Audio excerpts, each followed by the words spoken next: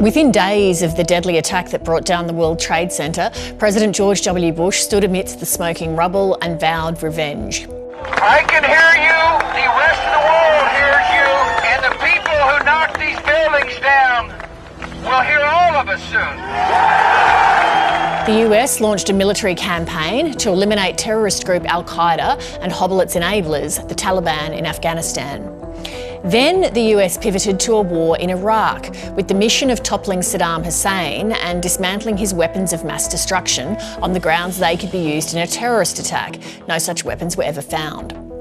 The cost of America's global war on terror stands at trillions of dollars and thousands of civilian casualties. 20 years on, the Taliban has toppled Afghanistan's Western-backed government and regained control. As the former Deputy Secretary of Defence in the George W. Bush White House, Paul Wolfowitz was a highly influential voice in the war on terror, particularly the expansion to Iraq. He's now a senior fellow at the American Enterprise Institute. Ambassador Wolfowitz, thank you very much for your time. Could you ever have imagined that the 20th anniversary of 9/11 would coincide almost exactly with the Taliban taking control of Afghanistan? No way on earth. I mean, what I could not imagine, to be honest, is that we would go 20 years without any repetition of 9/11. Although there were some things that we like to forget about, like the Mumbai attacks that were pretty big, and the near miss in London with the Heathrow bombing scare. But we managed for 20 years never to have anything on the scale of 9/11, and now we're throwing away what I think was a big part of that success. What risk does a resurgent Taliban pose to the world? I think if I had to say, the thing that worries me the most is the inspirational effect. They now have terrorists around the world can flock to Afghanistan and train and organize and plan in relative freedom. Although the Taliban may be a little bit selective about who they consider okay. There's some stories that they don't like ISIS, but they'll find other bad people that they do like. America and its allies, like Australia, were told that the war on terror was going to make the world safer. It appears now that it didn't make the world safer at all, did it? I know I shouldn't quarrel with the interviewer's question, but it's a common way of saying, there was one point in a presidential debate back here where somebody said, to Jeb Bush, if you knew back then what you know today, would you have done X? And the answer is, we have no idea what the world would be like today if we hadn't done what we did do. I firmly believe it would have been much worse. Would Afghanistan have ended in a better position and not bogged down in a 20-year war if the US hadn't been distracted by a second war in Iraq? Look, I know I'm an interested party in this one, but I think that I've heard that argument a lot, and I frankly think it's wrong. I won't use stronger words than that. I think it's mistaken. It kind of assumes that we needed a lot more troops in Afghanistan. And my feeling is that Obama tried that. He sent 100,000 troops. He called it a surge. And I believe that's part of the reason we overreached in that country. Instead of sticking to a limited force and a limited objective, which was not to control the whole country, I would put it this way. In Iraq, it was reasonable to try to have a successful defeat of an insurgency. It's a settled country. It's had a central government for millennia. Afghanistan has never had an effective central government. The terrain is impossible. The people are culturally rebellious, basically. And it was a mistake to overreach in that fashion.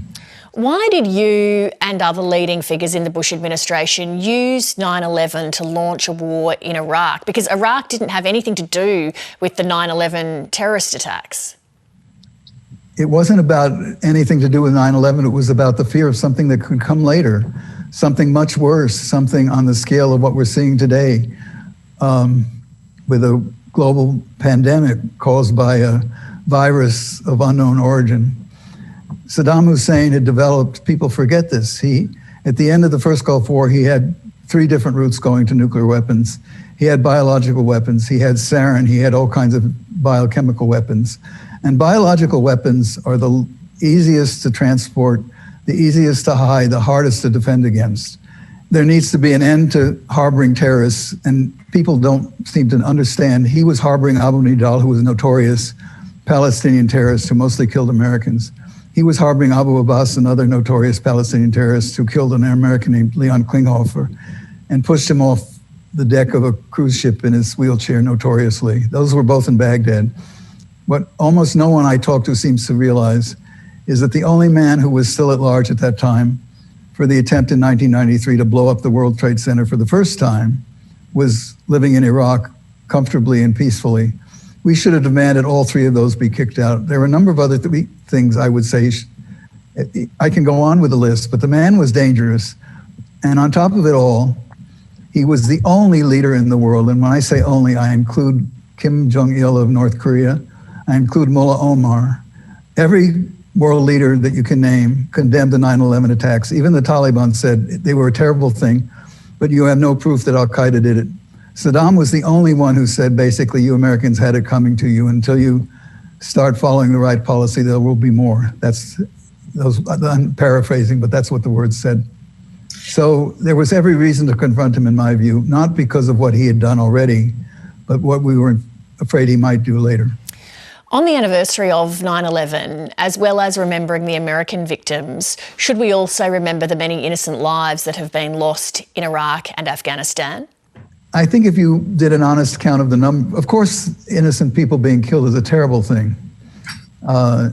It really doesn't matter by whom, but by whom does matter. And I think if you did an honest account in Iraq, at least, where I have a better feeling, but I think also in Afghanistan, most of them in Iraq were killed by Iraqi insurgents. Most of them in Afghanistan, I'll wager, were probably killed by Taliban. I know that American troops go to very great lengths to try to avoid killing civilians. War is terrible. Nobody can deny that. But there are some things that are even more terrible. And that's why we went to war in World War II and lost 400,000 American lives, military lives. Ambassador Wolfowitz, thank you very much for your time. Thank you for yours. Hi, I'm Lee Sales. Thanks for watching this story. If you'd like to watch more of 730's stories, they are on the left of your screen. And tap on the button below to subscribe and get the latest from ABC News.